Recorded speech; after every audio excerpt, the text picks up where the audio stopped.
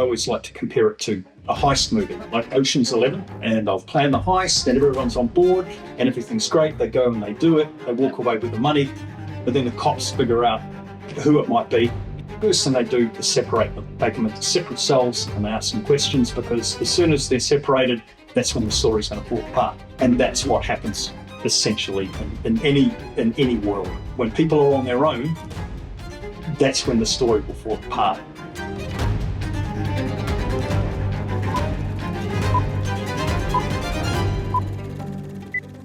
Hello and welcome to another episode of Ways to Wealth. Today I'm joined by Matthew. Matthew, why don't you give us the TLDR on who you are and what you do on a day-to-day basis? Oh boy, well that's different every day, but Nice. To break it down, I'm Matthew Cutts. I pretty much help people say what needs to be said and do what needs to be done. And that goes from clarity through storytelling, presentation, and everything in between. Okay, with what in mind specifically? Like, is that telling their story? Telling their own story and making sure that everyone around them is telling the same story. Okay, so that's got a lot of the time where everything breaks down is that, okay, I've worked out my story, but unfortunately there are other people going to be telling the same story, and we all need to make sure we're on the same page. Yeah. So it's finding that clarity in what we're doing. Right. What got you into that sort of vibe? Well, I spent probably close to 30 years on stage in the West End in London as an actor and singer. Moved back to New Zealand with my wife, who works at one of the big four. Yeah.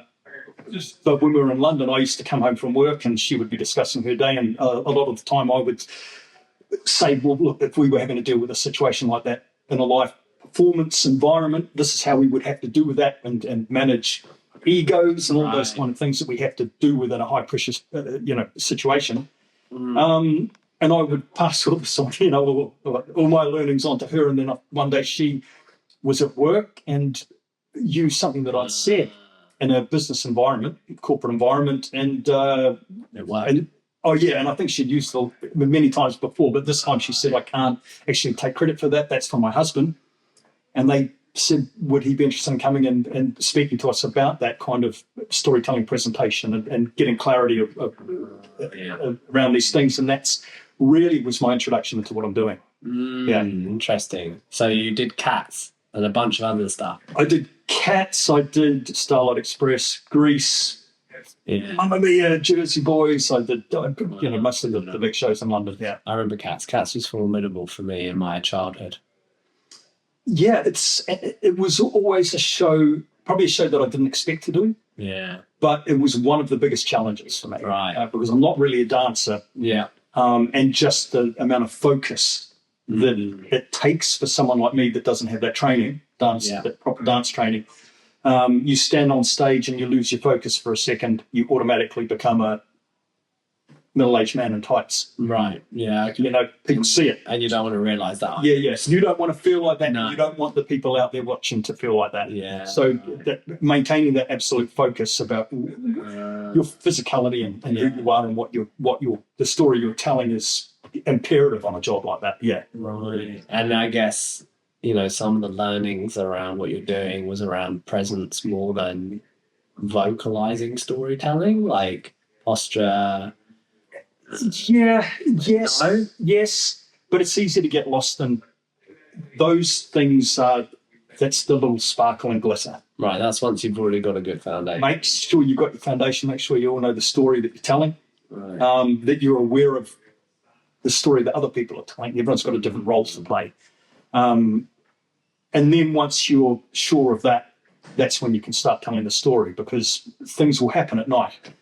Someone might not make an entrance on time. Mm-hmm. Sound might go. Microphones need to be changed, and you've got to be able to adapt. Yeah. So all those things that you've put in place, you have to be able to adapt and continue to tell the story without relying on those things that you thought you had. Yeah. So getting those things in place first is way more important than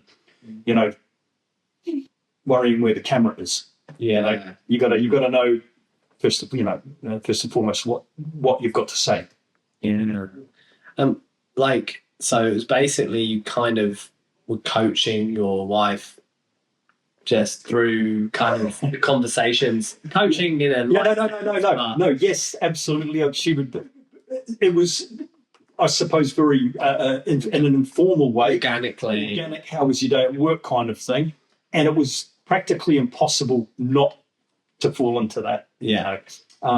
Because there are so many fantastic analogies when it comes to, the environment on stage and on stage. And, you're in the show must go on situation every single night in front of a demanding audience. You can't just stop and be like, oh, yeah, take it from the top. Yeah, and you can't, you can't micromanage. If you're a director of a show, when people go out on stage, you've got to be able to go home at night and trust that they know what they're doing and that the story is in safe hands. So, a lot of the time if something happens, you might turn next to you and it's going to be the 18-year-old doing their first show that has the best idea to get you out of that situation that you may have found. Whoever's got the best idea, doesn't matter who they are. Seeing a moment of absolutely manic need something to happen. Yeah, that's why that trust is so important. Yeah. How did you actually get into all of like that kind of space? What was the pathway? That's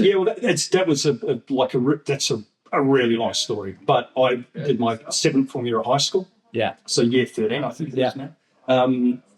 In Germany as an exchange student. And when I was there, the family I was living with they had a pharmacy, and they took everyone who worked in the pharmacy, including the family, up to see cats in Hamburg, which was on at the time. And this is the year the wall came down in Germany as well. Right. And I saw that, and cut a long story short, I thought, I ended up partying with people from cats quite often. And I thought, this looks like a career I could get into. I enjoy it. I'd never really trained seriously, then I thought I'm going to give this a crack. So I moved to London when I was 18, and my first job was the West End show. It was my first audition. I went in and I got the job, and then just was continued on. And how long did you do that? What was the total time that you were doing that for? I did my first job in '92. Right. Starlight Express in London, and then my last job. Before I moved back here, and that was probably 2017. Yeah. Jersey Boys in London. Yeah, so I did a long time. That's all I did. Yeah. And then your partner was working corporate land that whole time in London. Yeah. Is she from the UK? Or? Yeah, she's from the UK, yeah. Nice. Yeah. Okay, that's crazy. And then when you came back here, was that a big change? Like coming back to New Zealand? Yes, that was a massive shock. Yeah. I left here when I was 17, 18, 17, I moved overseas. I'd never paid tax here. So when I moved back here, I didn't have I had a CV that meant nothing to anyone. Yeah. No one knows what to do. No one is able to see what transferable skills you might have and might be bring to the table. Yeah. No network of anyone. Yeah. No qualifications. Mm-hmm. Right. I never went to uni or anything like that.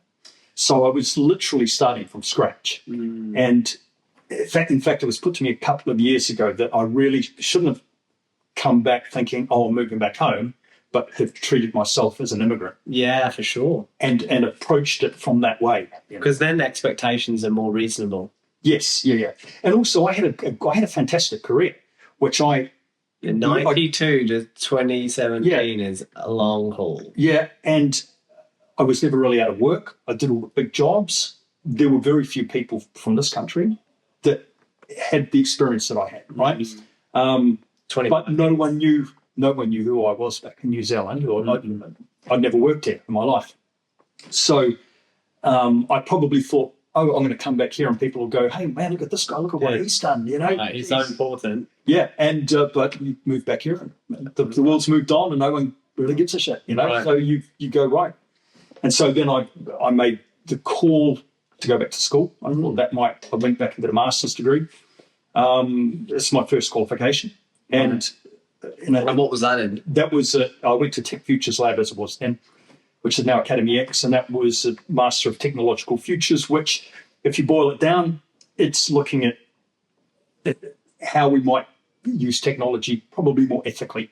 I think that's really what it comes down to. What is available, what technology is disruptive technology is available and out there, and how might we put it to use in its best form, which is probably very important nowadays. Yeah, I mean, it's kind of accelerated more so than ever now. Oh my God, yeah, yes. And we're now dealing with the consequences of that, and we will for some time to go. That's fascinating. And did you? So I guess you didn't know or think that you might get into essentially business ownership, or did you think you were going to come home and you were going to do that? I think it was I think I did. I had no intention to move back home and get into entertainment in any form, because I'd done it. And on the biggest stages, so to kind say. of like going to America to play soccer after playing in the Premier League. No, you know what? No, there's so much incredible talent in New Zealand. Yeah. But little work. Yeah. And that's what the issue is. So it's nothing to do with I'm moving back somewhere where the standard in it isn't as high. No. It's more, you've got to be hungry if you're going to make a career in it. And I definitely wasn't. You weren't hungry anymore. Yeah. I hadn't been hungry for a long time. So and again, there's some incredible talent. Well, you must be quite intrigued and interested by the kind of film industry here and stuff, because that seems to be thriving. Or am I? I think it comes and goes. It depends on who's doing, what jobs are on, what's on, what tax incentives are offered places to different companies, because a lot of the productions will come from overseas. And I'm not any kind of expert on what's happening in New Zealand in the film industry. Yeah. But I know that over here you do have to rely on international productions coming in. That's where a lot of the money comes from. So you're always relying on that. Yeah, that can be a bit tough, right? Yeah. But and I never really did too much film. I did some bits and pieces in the UK, but it was never something that I enjoyed. Okay. The incredibly long days. Well, it's very different, isn't it, to performing live and performing on set? It's like completely different. Oh yeah, I like going out there and seeing what happens and having a fresh crack at it the next day. The thought of something being on tape, right? Like even this now, knowing that this is on tape and I don't get to redo it. And have a better go. And may come back tomorrow and do it. Yeah. Is one of those things that I was always a little bit put off by, even like vocal recording or anything like that, knowing that it was there, and if I didn't like it, I was stuck with it. Well, I've never watched it. I've never watched a single episode of the pod because for that reason, for sure. So your first gig was that in the UK when your partner? Okay, so there was a UK firm that was like, hey, bring your husband in and teach. Oh no, sorry, that was over here. Yeah.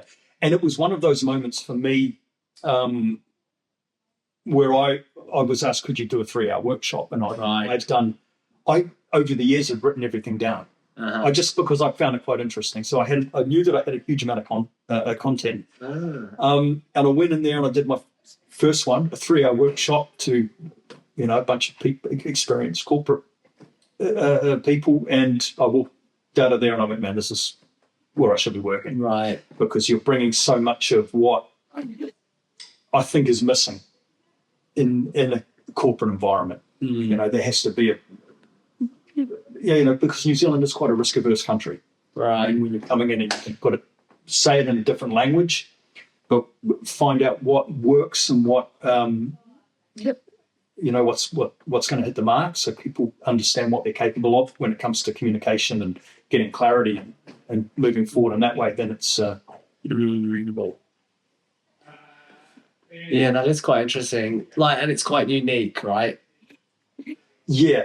I think the way that I do it is a lot of the time in when you're looking at communication and high performance, which is where I can come from. A lot of the time people look at sports teams. So if you're looking at the All Black coaches, you'll be looking at those things and you forget that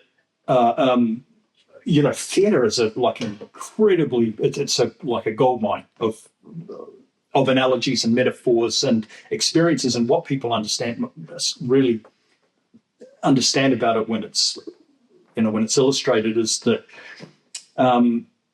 everyone knows that this is happening in in a high pressure environment and you don't get a second chance and you've got to go. You can't go into the way and talk about it. You've got to trust the people you're with, trust the people that are, changing the batteries in the mic packs, pointing the spotlights, conducting the band.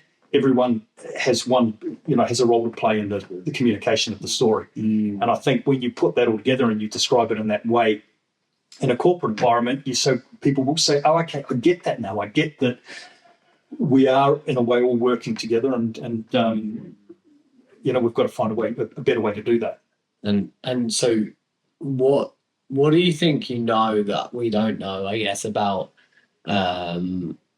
about that whole everyone telling the same story, rowing in the same direction, whatever you want to say, right? Like, because I think it's quite interesting, just because I've been going on this whole pathway of working out what our brand voice is. Yeah. And we have the benefit, and I'm thinking about this a lot at the moment, especially with all the growth in, transformation in AI really in businesses and what it's kind of doing in real time to larger corporations actually. And how they are at this inherent disadvantage now because they have this huge cost base and this huge machine that should all be talking in the same direction. Yeah. And then you've got to compete against, or maybe it's an opportunity for a smaller business that can tell the same story easier because they're smaller. You can tell it when you're smaller. I think a lot of it comes down to accountability and responsibility. So that on stage, in that environment, everyone is prepared to put their hand up if something's not quite working. Where I think in a corporate environment, taking responsibility means taking the blame. Right. And so I think there's a lot breaks down there because people don't quite understand they're on the same, they're all on the same page. Yeah. They don't want to take the responsibility to say, actually, you know what, let me take care of that. You're otherwise occupied doing that, but I know what needs to be done. I know what we're doing here. I can have the conversation with that client. Right. As an example, or we have a pitch that we're presenting, we've got one shot at it, and the person that's leading it has a medical emergency. What happens? Yeah. And it might be that you go and none of the slides are working. Mm-hmm. And so we go, okay, we've got a story to tell. And that's what it comes down to. And I always, and it's all very well when everyone's sitting in the same room, but I always like to compare it to a heist movie. Right, okay. And you see a group of people, and you've got this like Ocean's 11 as an example, and they'll plan the heist, and everyone's on board, and everything's great. They go and they do it. They walk away with the money, but then the cops figure out who it might be. The first thing they do is separate them.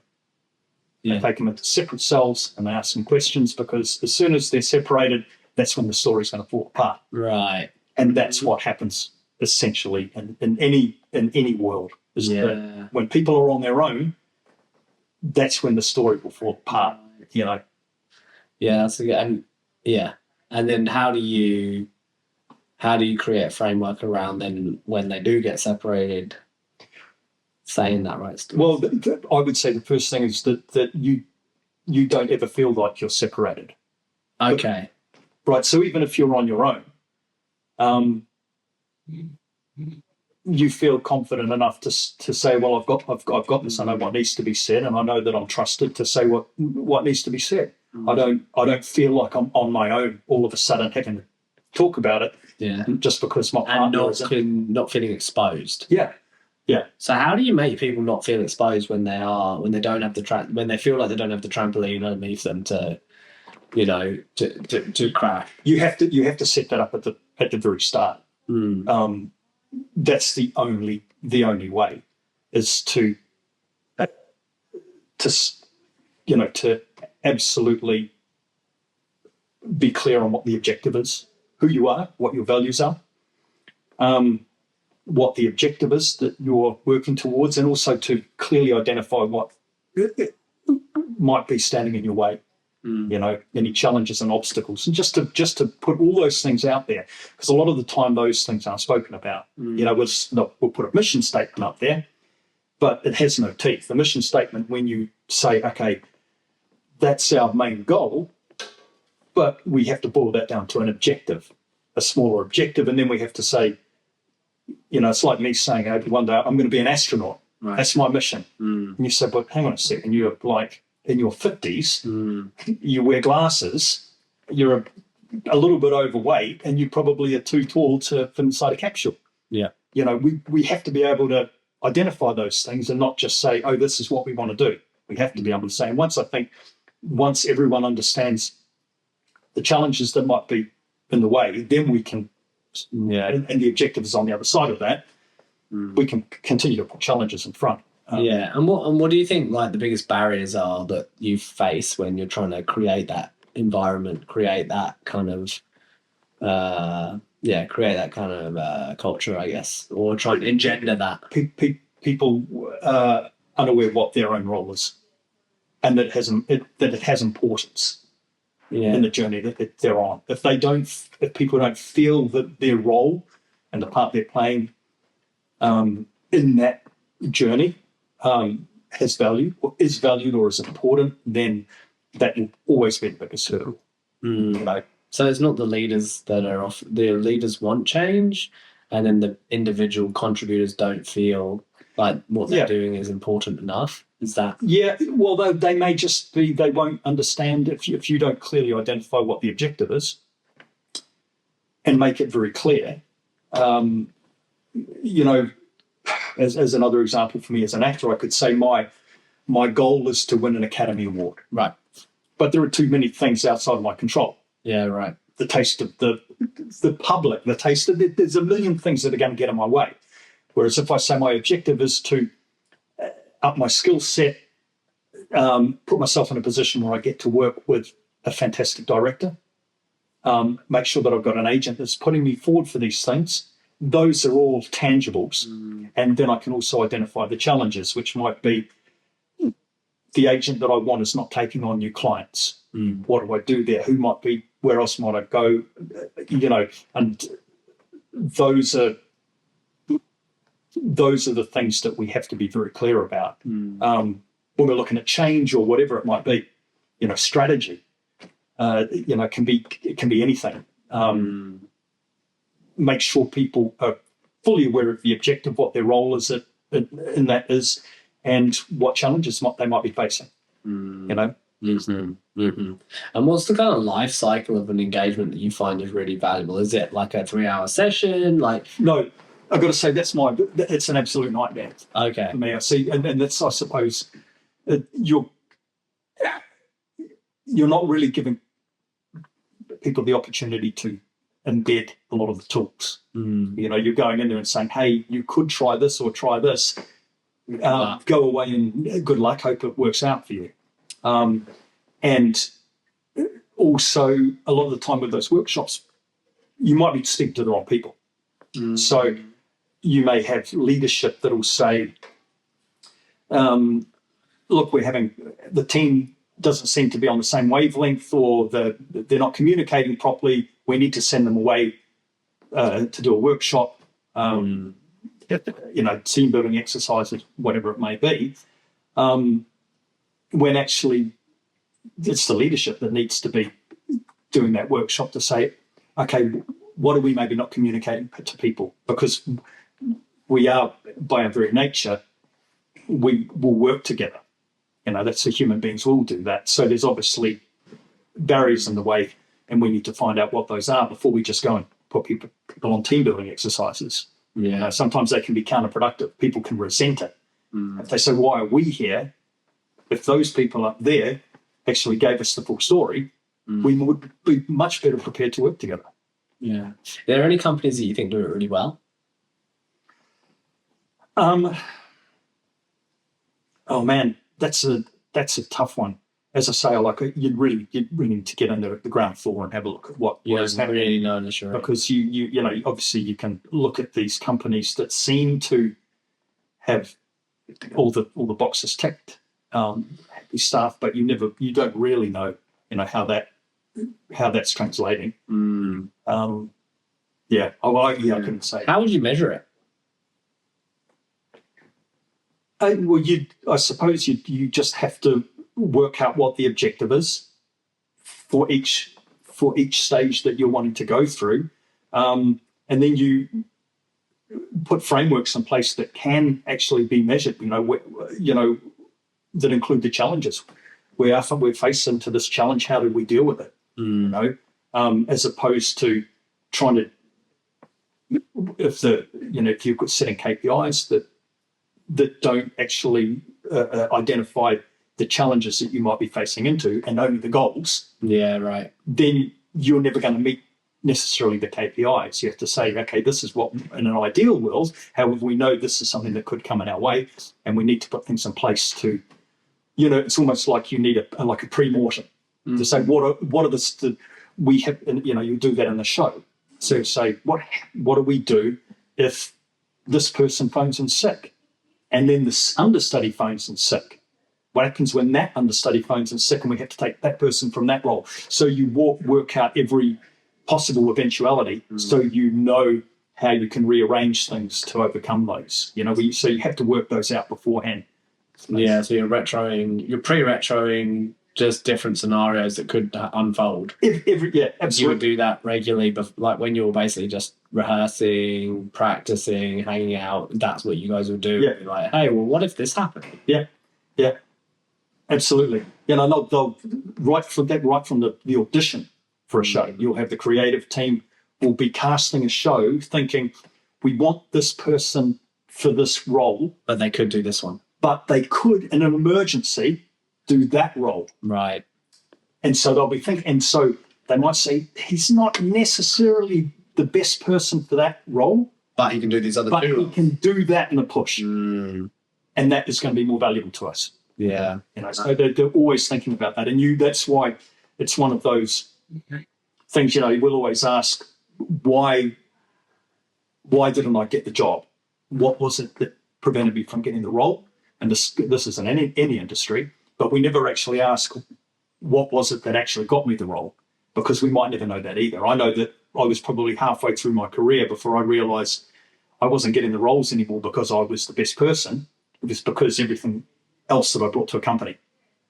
And you go, okay, and I was at an opening night party after a show, and the director came up to me and said, where she didn't say, oh, great performance, you sound great, that scene was amazing. She said, we're so happy to have you in the company.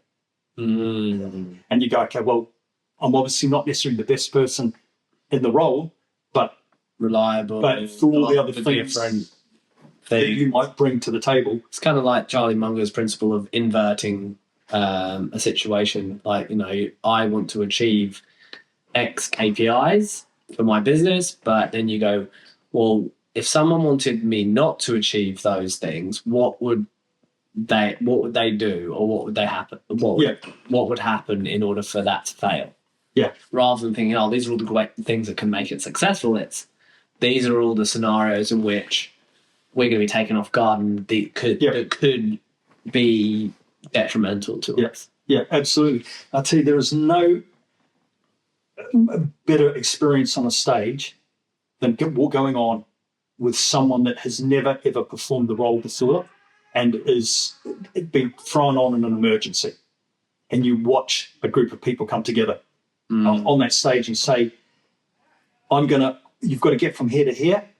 We're going to be in the dark. Feel my hand. I'm going to take you to there. That's you having a costume change over there. And no one in the audience will know. But it's just, and no one will remember the standing ovations, all those things. But you'll remember the nights where so and so got thrown on for that role, and we all had to pull together to tell the story. It's an amazing feeling. Do you think there's something interesting for corporates as an appeal to hear from non-corporate scenarios? Because it gives you, it's like not being in the forest. It's like you're dealing with circumstances of basically variance, which is very common in business, but is not in a business context. So it's maybe easier for people to be open-minded to digest it. Yeah, I absolutely. I think that what it gives you as well is a different reference point.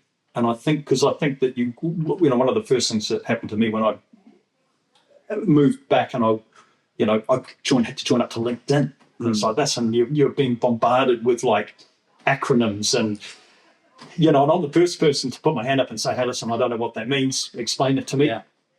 But I think that you get lost in a language that defines you. And it doesn't actually give you access to all the possibilities. If you're only going to be defined by KPI, ROI, and what that means in a very spreadsheet manner, you're not going to understand actually that there are possibly different ways of coming at those things, And I think that looking at different industries, like theatre as an example, is a great example. I did an Agile Project Management Practitioner Foundation course as well. That was one of the other things I did. And I was probably 10 pages into that handbook.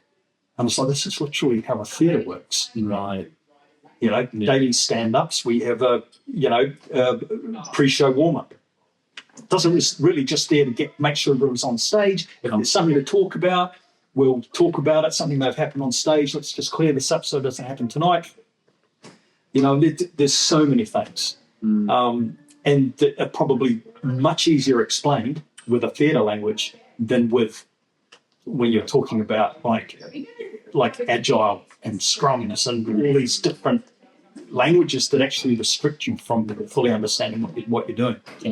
Yeah, so you've been back now about 9 years. Yeah. 8 years. 8 years, and you kind of found this space of helping people tell stories, helping translate from a corporate to a more open kind of way of basically dealing with leadership and telling cohesive stories. What does success look like for you then over the next kind of 5 years? So I'm going to say it's not been easy. This has been a very, very bumpy road for me. I'm not a natural networker. I've always had an agent who remote gives me a call and says, hey, you've got to go to there, just sing a song, do something. And that was, I'd just walk into a room and I'd do my thing and I'd walk out. Any networking is done from being in the job. You get a reputation, you go for drinks after in the pub, and there'll be another, people from other shows there, and you get to be known, and it's just done like that. There's no such thing as a networking event. There's no HR. There's no. I never worked for a company that had an HR department. There's none of that stuff. But I suppose for me, 5 years would be. I would like to be probably more in-house. So if there was a company doing, and because I've done the tech side of it as well, and I'm quite up to speed on what's happening, to be part of a tech transformation, whatever that might mean. Just one of the things that I did is when the government brought out Digital Boost, which was just right in the middle of COVID, trying to get small, medium-sized New Zealand businesses up to speed digitally. Online platforms and that kind of stuff. I ended up writing a lot of stuff for that launch, just because of, I suppose, my knowledge of the tech, but also an ability to humanize it and simplify it for everyday, traders and retailers and things like that. Yeah. So that's where I'd rather be. I'd rather be like part of something like that. Yeah. Yeah. Do you ever see yourself buying and transforming a business? No. So you want to be in a big. No, you like big operations, don't you? Because I think these big West End shows, they're the conglomerates of of theatre. Yeah, they're not small. No, they're big, and it's important. I'll tell you one of the things. You've got to know what everyone's doing. You want to get ahead in a theatre. Know everyone in the sound department. Yeah. You're going to have plenty of time to get to know the people you're on stage with, know the people in sound department, know stage management, the band, because that's where you learn what's going on and how to communicate with. I think a lot of the time, communication, we learn about communication, but only communicating with people within our direct orbit. We don't say, hey, we're actually also having to deal with, the risk team. They might need to hear things in a different way. We can't communicate with them in the same way that we communicate here. Totally. And so maintaining those relationships is super important. Super important. Yeah, interesting. Yeah. And what the natural question to ask here is about corporates, but like, what does an individual contributor do to kind of engender change in their organization so that people that are actually talking from the same song street, like telling cohesive stories? How does an individual contributor, like in a theatre, right? So you're in there, maybe, you've been on the same show for 3 months, everyone's been hauling it, and maybe you're brought in as a new recruit. Yeah. And you want to see change, but you're new. How do you approach that? Okay, so there's a good example. I remember I was doing Mamma Mia in London. Yeah. And our director, I think it was Mamma Mia, there were new people starting on the show. And so a big cast change. So everyone would be on a 12-month contract. Yeah. After that 12 months, some people would leave and get new people coming in. And I remember our director coming in to a dressing room before the new people had arrived and said to us, there's a whole lot of new people coming in.